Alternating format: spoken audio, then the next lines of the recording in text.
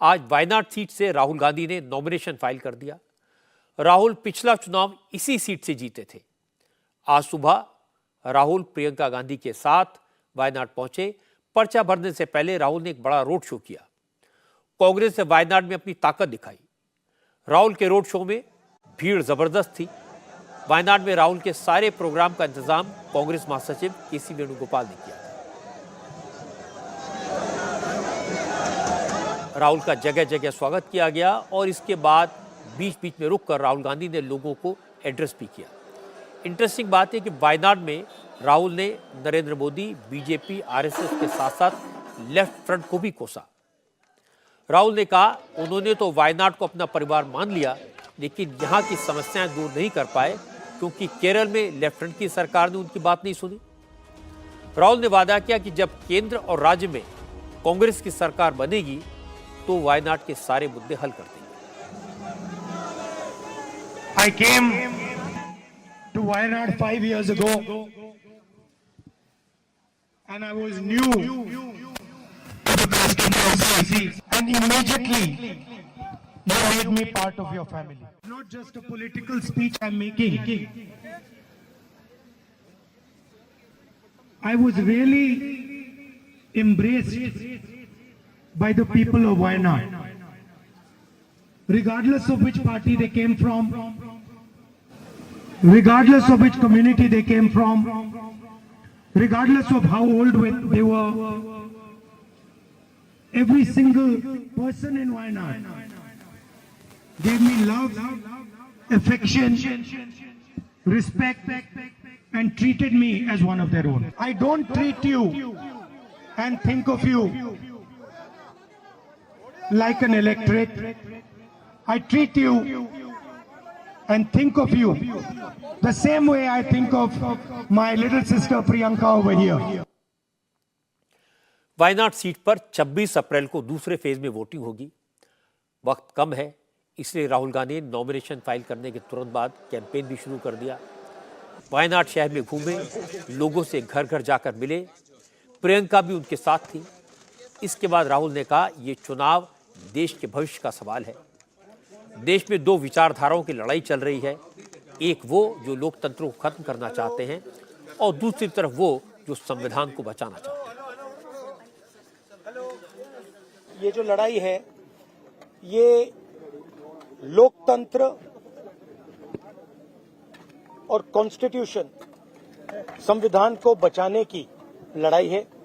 एक तरफ कांग्रेस पार्टी और इंडिया अलायंस लोकतंत्र के लिए लड़ रहे हैं, संविधान के लिए लड़ रहे हैं, और दूसरी तरफ प्रधानमंत्री मोदी जी, अमित शाह जी और बीजेपी के लोग, आरएसएस के लोग संविधान को और लोकतंत्र को खत्म करने में लगे हुए हैं। वायनाड में इस बार राहुल गांधी का मुकाबला सीपीआई की एनी राजा से है और केरल में बीजेपी के प्रदेश अध्यक्ष के सुरेंद्रन भी मैदान में हैं। सुरेंद्रन कल नॉमिनेशन फाइल करेंगे, लेकिन एनी राजा ने आज ही पर्चा भर दिया। राहुल गांधी गाड़ियों के लंबे काफिले के साथ पर्चा भरने पहुंचे थे, लेकिन एनी राजा हजारों कार्यकर्ताओं के साथ पैदल चलकर कलेक्ट्रेट पहुंचे। एनी राजा ने कहा कि राहुल गांधी वायनाड के लोगों के लिए बाहरी हैं, उनकी भाषा नहीं जानते, उनके मुद्दों को नहीं समझते।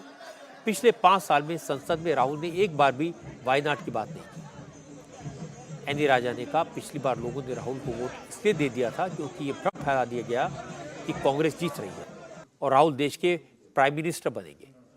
अब वायनाड के लोगों को हकीकत समझ में आ गई है, इसलिए इस बार वायनाड में लेफ्ट की जीत पक्की है। I, as a left front candidate, is contesting here to win, and I am not bothered about what will be his majority or what will be his fate. We are here. We are reaching out to people. We are telling them what is our politics, what is our positions on all national issues. People are coming to me and they are saying, see, we never voted to that symbol before last election. But we were told that he will become the Prime Minister. So we voted for him. And but what happened? this Wayanad in Malayalam, it is only 4 letters, Wayanad. In 5 years, not even a single time he uttered the name of this. Is this? Any Raja CPI के बड़े नेता D राजा की wife हैं। CPI anti Modi मोर्चे का हिस्सा है, India गठबंधन का पार्ट है, लेकिन सीपीआई ने वायनाड में राहुल गांधी के खिलाफ कैंडिडेट उतार दिया। एनी राजा की सोशल वर्क के तौर पर काफी रिस्पेक्ट है, लेफ्ट का बड़ा वोट बैंक है। बीजेपी भी वायनाड में पूरी ताकत से चुनाव लड़ रही है, इसलिए राहुल को दिक्कत हो सकती है। कांग्रेस के नेता सीपीआई को गठबंधन धर्म की याद दिलाने में लगे हैं, लेकिन डी राजा ने कहा कि अगर गठबंधन की चिंता होती तो कांग्रेस राहुल को केरल के बजाय कर्नाटक या तेलंगाना की किसी सेफ सीट से चुनाव लड़वा सकती थी, लेकिन कांग्रेस ने ऐसा नहीं किया और अब लेफ्ट पर भी हमला कर रहे हैं। इसलिए कांग्रेस को अलायंस को दुहाई देने का कोई हक नहीं।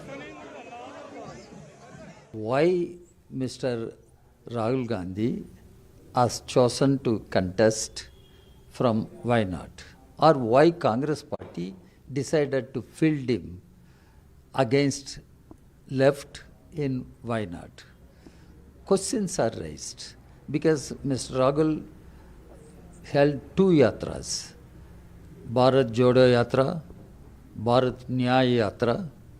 During these 2 yatras, his focus was to attack, criticize the politics of BJP RSS, the ideology of BJP RSS. When it comes to electoral battle, Mr. Rahul Gandhi has not chosen to fight BJP straight away. He has chosen to fight against left. This is also a short-sighted decision on the part of Congress party to field Mr. Rahul Gandhi in Wayanad. If Congress party wants him to contest one seat from south, and there are many constituencies, many places, even in Tamil Nadu, he could have been chosen to contest, or Telangana, Andhra, Karnataka. Congress, their own government is there. Why not? Rahul Gandhi को पिछले election में वायनाड में 65% vote मिले थे, 65%, जबकि left को 24%, 24%। अंतर बहुत था, इसलिए कांग्रेस के लोग दावा कर सकते हैं कि राहुल गांधी आसानी से जीत जाएंगे। लेकिन सीपीआई की उम्मीदवार राहुल गांधी के बारे में क्या कहती हैं, ये देखना भी जरूरी है। एनी राजा पूछ रही हैं कि राहुल ने इस कॉन्स्टिट्यूंसी के लिए 5 साल में क्या किया। राहुल ने तो पार्लियामेंट में एक बार वायनाड का नाम तक नहीं लिया। एनी राजा ये भी कह रही हैं कि यहां के लोग कहते हैं कि वो राहुल गांधी से बिना ट्रांसलेटर के बात भी नहीं कर सकते। ऐसा एमपी किस काम का। वैसे भी केरल में 2019 से 2024 तक बहुत कुछ बदल गया है। आरएसएस के कार्यकर्ताओं की हत्या को बीजेपी ने बड़ा इशू बनाया, इसके खिलाफ संघर्ष किया। जमीन पर आरएसएस ने बहुत काम किया। बीजेपी का नेटवर्क भी केरल के हर जिले तक पहुंच गया है। प्रधानमंत्री नरेंद्र मोदी ने इलेक्शन कैंपेन की शुरुआत केरल में ही रोड शो करके की थी। अब मोदी की सभाएं भी होंगी, इसलिए राहुल को वॉकओवर तो नहीं मिलेगा। कांग्रेस को इस बात का फायदा मिल सकता है कि वायनाड में 50% से ज्यादा मुस्लिम आबादी है। एसडीपीआई ने भी इस बार कांग्रेस को सपोर्ट करने का फैसला किया है, लेकिन कांग्रेस के नेता कॉन्फिडेंट हैं। दूसरी तरफ बीजेपी अब एसडीपीआई के सपोर्ट को इशू बना रही है, क्योंकि एसडीपीआई को पीएफआई का पॉलिटिकल विंग कहा जाता है और पीएफआई को आतंकवादी गतिविधियों के कारण बैन कर दिया गया है। यही बात आज स्मृति ईरानी ने भी कही। स्मृति आज मध्य प्रदेश के पन्ना में थी। यहां पर स्मृति ने कहा, एक तरफ राहुल देश को बचाने की बात करते हैं और दूसरी तरफ देश विरोधी संगठन पीएफआई की राजनीतिक शाखा एसडीपीआई के सपोर्ट से वायनाड का चुनाव लड़ रहे हैं।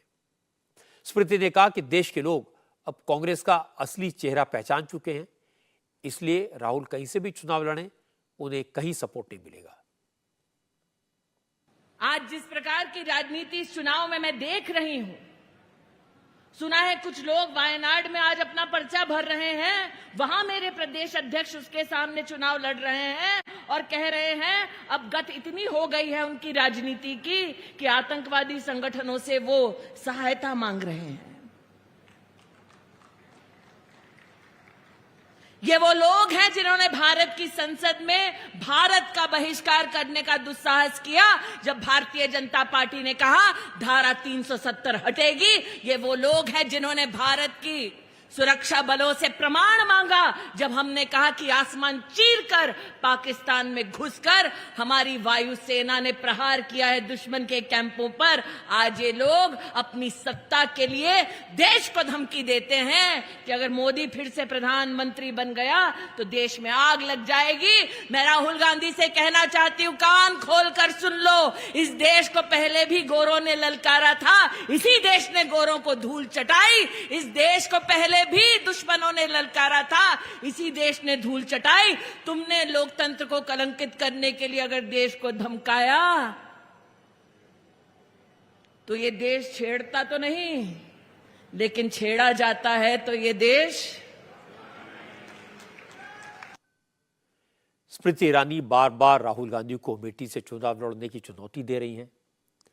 हो सकता है अमेठी में उन्हें रॉबर्ट वाड्रा से मुकाबला करना पड़े, लेकिन वो राहुल का पीछा नहीं छोड़ेंगी। स्मृति ईरानी कल वायनाड जाएंगी, वहां जाकर कहेंगी राहुल हार के डर से खानदानी सीट छोड़कर वायनाड आए हैं। जिस सीट पर 60 साल तक गांधी नेहरू परिवार का कब्जा रहा, जब उसका विकास नहीं कर पाए तो वायनाड का विकास क्या करेंगे।